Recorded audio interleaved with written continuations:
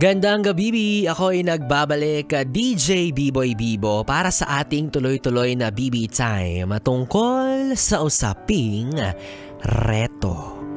For sure naman naranasan mo to, no? Lalo na kung naabutan mo yung GMGM, diba? Yung group message.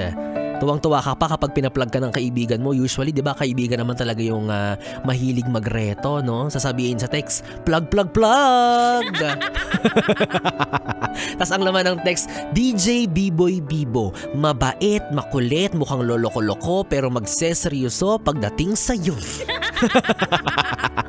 Diba? Ganun yung mga context minsan ng nilalaman kapag pinaplug-plug-plug ka. Kasama yung number mo, yung edad mo, yung height mo, kulay ng buhok mo, lahat-lahat ng tungkol sa'yo kung kani-kanino isinisend.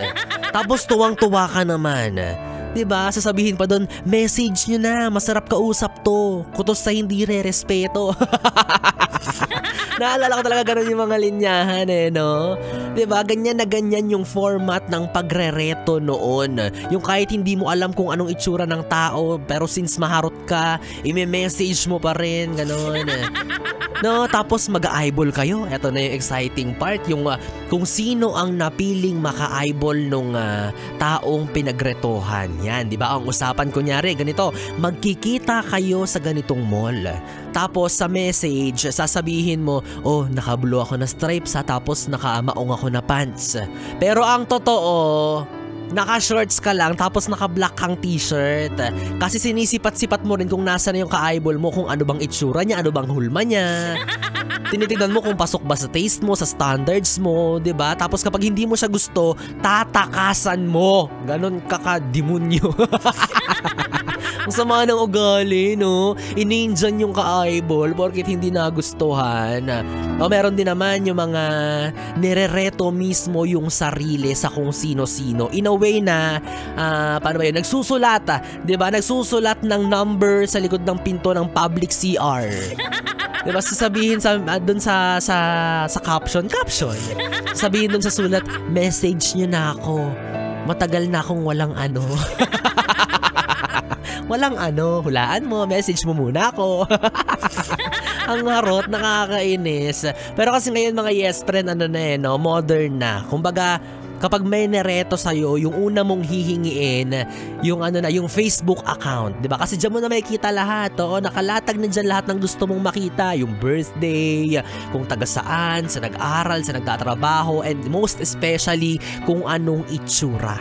Diba? Di na naman talaga tayo bumabase lahat kung anong itsura nung taong nirereto sa'yo. Diba? Kasi yun yung first level ng pagkakakilanlan mo sa kanya. Siyempre dyan magkakaalaman kung tipo mo ba ito, kung type mo ba siya. Kasi kung hindi, ay ligwak agad. Thank you, next. Diba? Kasi nakikita yung profile picture Picture? As in letter F? Kapag sinabi ng tropa mo na, uy, may irereto ko sa'yo, chat mo na, jowa bulto. Di kang kaksisisi dito. Marami na ito naging jowa. Yun nga marami na naging jowa. Ibig sabihin, ang dami ng palpak na relasyon niyan. Ayoko nang dumagdag. Naku, ganyan na ganyan yung linyahan ng mga tropang ng dedemonyo. No, yung nananahimik ka sa isang sulok ng bahay nyo, payapa, kalmado, na walang iniintindi, single lang. Tapos bigla kang reretuhan, yung marupok mong puso. Yung marupok mong pagkatao, nabubuhay. Tapos ikaw, i-message mo rin naman, since medyo may pagkatigang ka na nga, char. Diba? Kaya po sa lahat ng mga kaibigan natin na palareto, ayan, maraming salamat po sa inyo dahil lahat ng nireto nyo ay kalaboso. Wala pong pinaroonan. Hindi po nag-succeed. Pero hindi ko rin naman sinasabi na lahat ng mga magjowang nagkakilala dahil sa reto ay naging palpak. Hindi naman ganon. Meron din naman na mga naging successful yung relasyon. Yan. Yayabang naman yan. Kaya hanggang ngayon, todo pasalamat sila dun sa kaibigan nila na nagmistulang Cupido. Yan, siya yung pumana ng puso ninyong dalawa.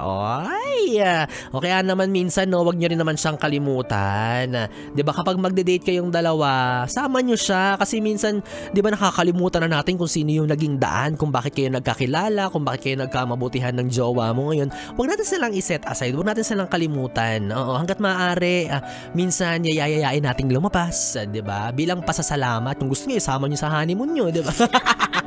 Tatlo kayo, ganun, pwede rin naman. Grabing gratitude naman yun. Oo, ilibre nyo, ilabas-labas nyo. Pero ikaw, kung ikaw yung tipo ng yes friend natin na dalang-dala ka na sa reto at feeling mo hindi talaga yun para sa'yo, di don't. Wala namang pumipilit sa'yo, no? Gumawa ka ng sarili mong paraan, arte mo. Ikaw na nga yung tinutulungan.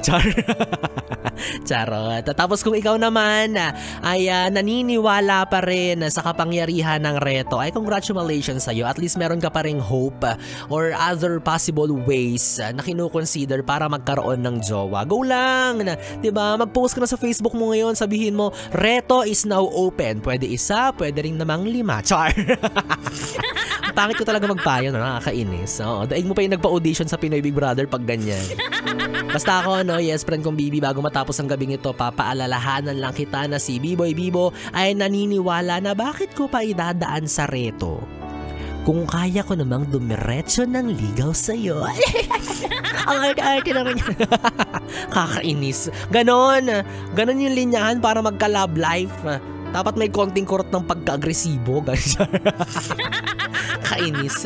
Wala naman si friend kong Bibi. 3 oras na bibitayin na naman ang ating pinagsamahan na kapiling mo ang Bibi mo sa radyo. DJ Biboy Bibo, ang DJ na single, ready to mingle. Basta walang label. Magkasama't magkarinigan tayong muli bukas sa parehong oras. Dito pa rin at dito ka lang sa istasyong No Problem, ang 101.1 Yes FM. Good night, Bibi. Mwah mwah.